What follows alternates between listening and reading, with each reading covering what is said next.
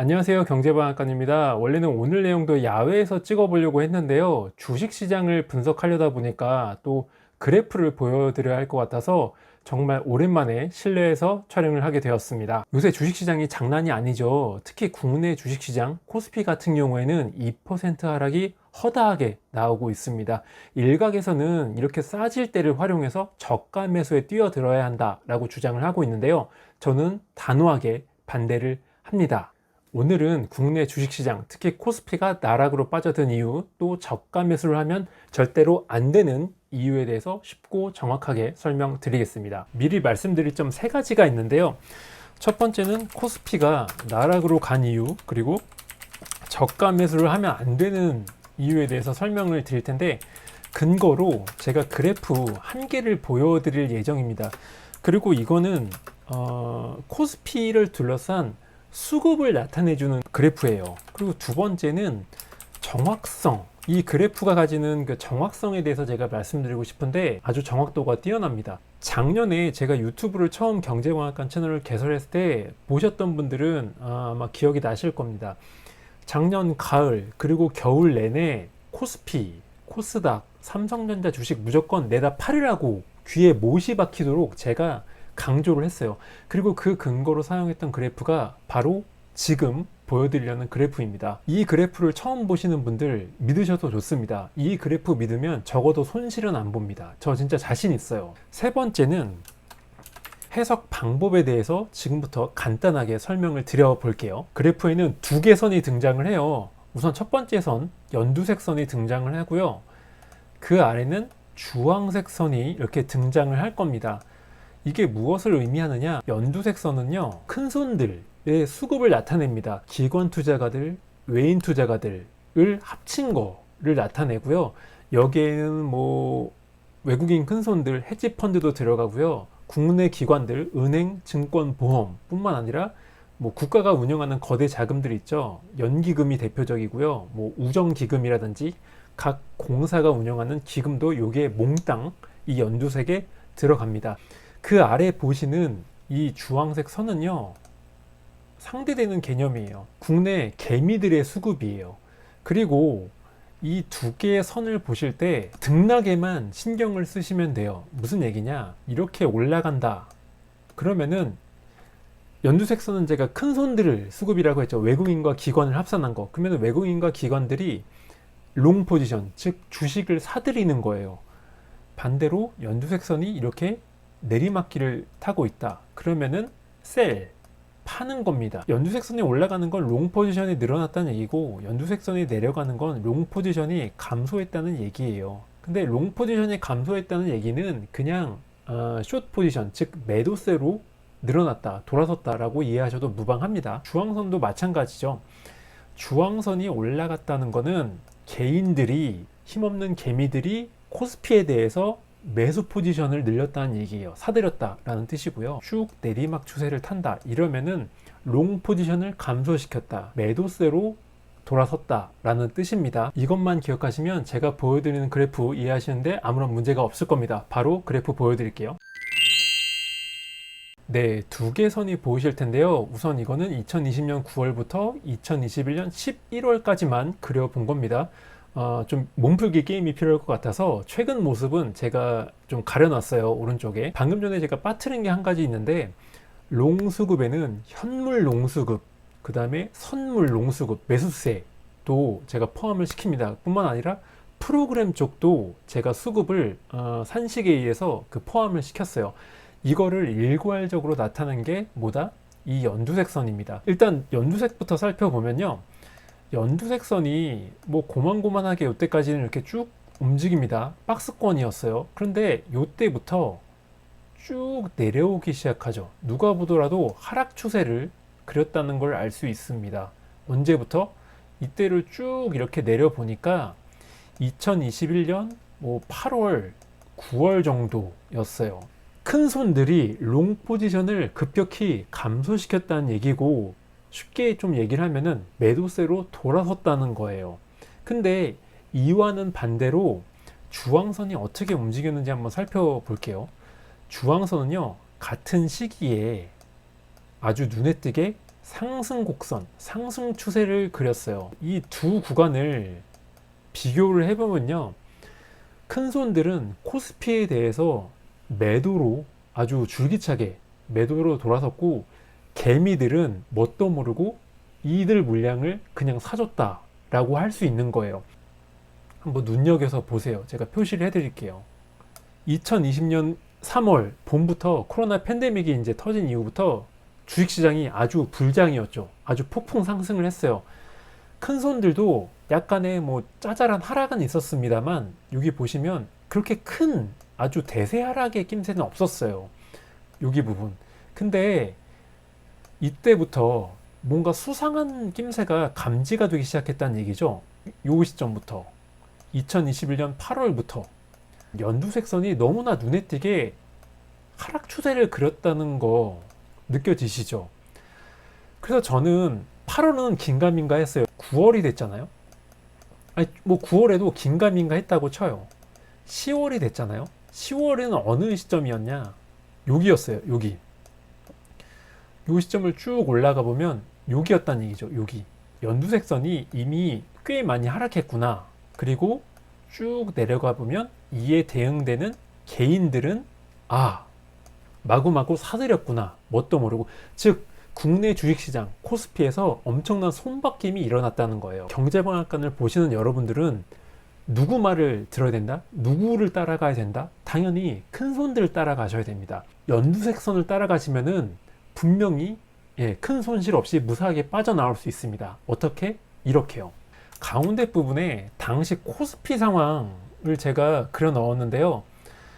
정확하게 연두색선이 하락 추세로 돌아선 이때를 기점으로, 줄이 약간 삐뚤어졌지만 그래도 이해하시는 데 큰 문제가 없을 거예요. 요 부분이죠. 이때를 전후로 코스피는 쭉 미끄러지기 시작하죠. 요때, 요때, 요때. 그리고 제가 방금 전에 뭐라고 했죠? 8월 달부터 이상 신호가 감지됐다. 어떤 이상 신호? 큰 손들이 내다 팔기 시작했다. 좋다. 8월은 긴가민가 하고 패스. 9월 달, 그리고 10월 달 가서도 큰 손들이 여전히 내다 팔기 시작했다.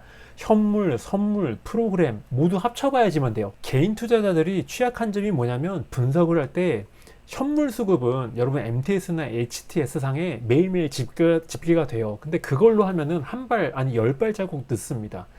전체적인 윤곽을 조망을 하려면 저처럼 현물 수급, 선물 수급, 프로그램, 비차익 쪽 수급까지 그날 그 업데이트를 해줘야지만 이런 윤곽을 파악할 수 있는 거예요. 여기에는 저만의 노하우가 들어갑니다. 여기서 확신을 주는 한 가지 징후. 이에 대응되는 주황색 선은 꾸준하게 올라왔죠. 9월달, 10월달에도 큰 손들은 코스피에서 서둘러서 빠져나오고 있고 개인들이 서둘러서 사고 있구나.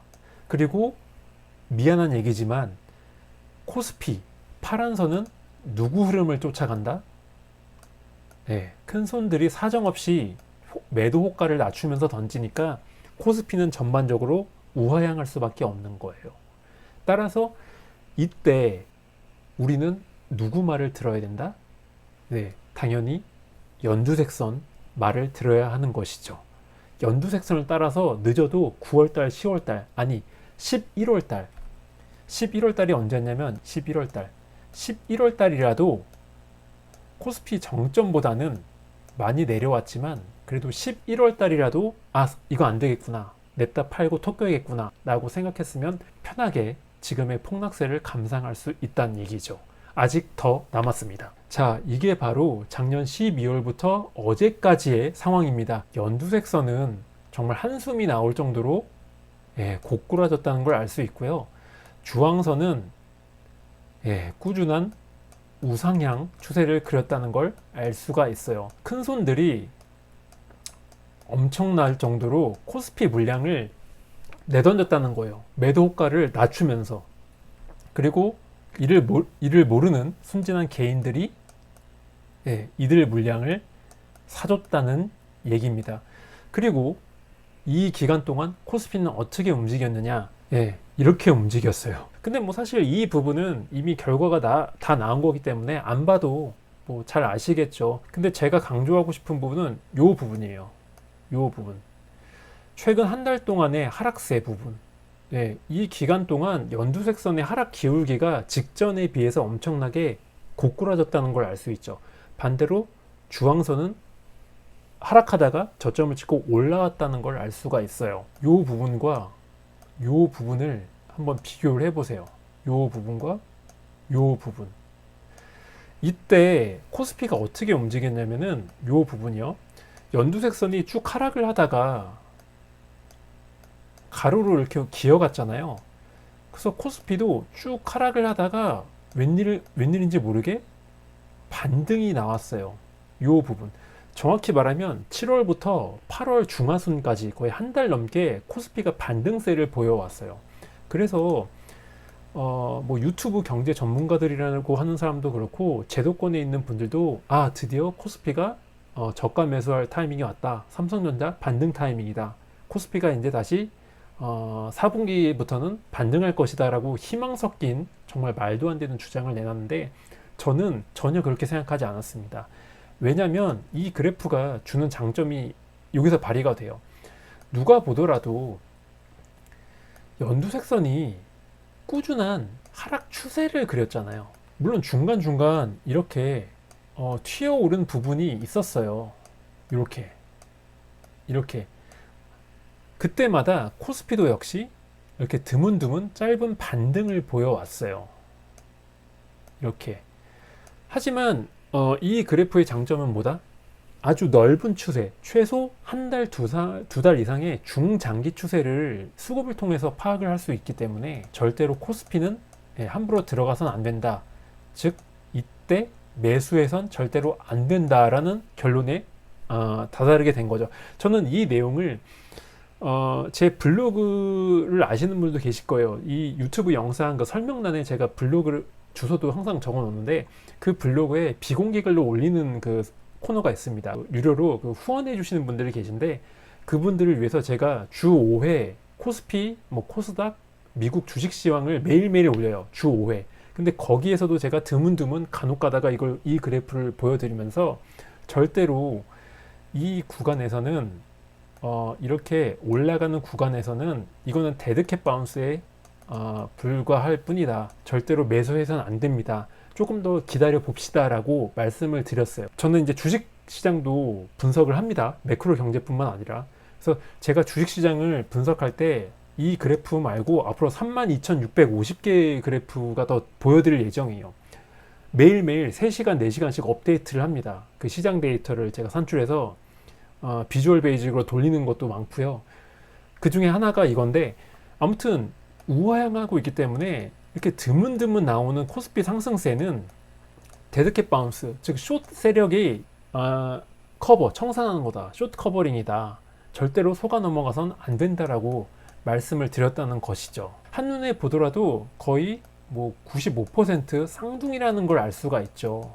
그러니까 여러분들은 이 요 장면만 보시더라도 무조건 큰 손들이 수급, 연두색선의 수급만 따라가시면 절대로 돈 잃을 일이 없다는 거예요. 이거는 여러분들이 뭐 메이저 언론, 그 3프로TV인가?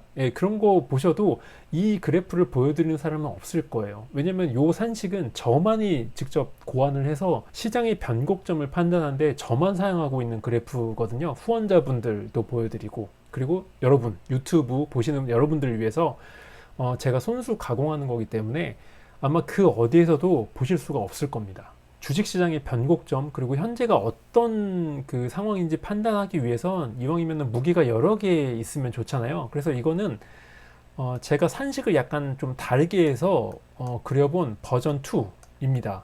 여기서는 더욱더 적나라하게 나타나죠. 연두색 선과 파란선은 코스피인데요. 거의 99% 일치하고 있습니다. 그리고 제가 그렇게 강조했던 최근 한 달간의 움직임, 9월 이후부터 지금까지의 움직임을 보시면 연두색선은 정말 심하다 싶을 정도로 하락을 하고 있고요.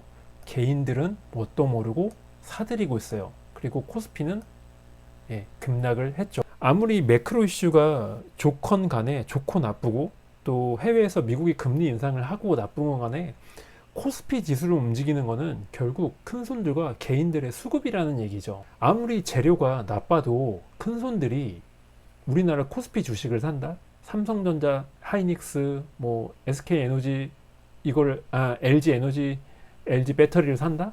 그러면은 코스피가 올라갈 수밖에 없는 거예요. 아무리 해외 뭐 금리 인상 속도를 늦춘다, 러시아 전쟁이 이제 휴전할 멈출 기미를 보인다라는 소식이 들려와도 큰 손들이 우리나라 주식을 사정없이 내다 팔면은 어쩔 수 없이 코스피는 내려갈 수밖에 없어요. 그러니까 정말 주식시장을 분석할 줄 아는 사람들은 수급 분석을 아주 중요시하게 여기거든요. 그래서 저도 거기에 좀 초점을 맞춰서 이 그래프를 만들었고요. 개인들이 주식을 사면요, 올라갈 코스피도 내려오게 되고요. 큰손들, 외국인과 국내 기관도 큰손이라고 봐야 돼요. 큰손들이 주식을 팔면요, 올라갈 코스피도 내려가게 돼요.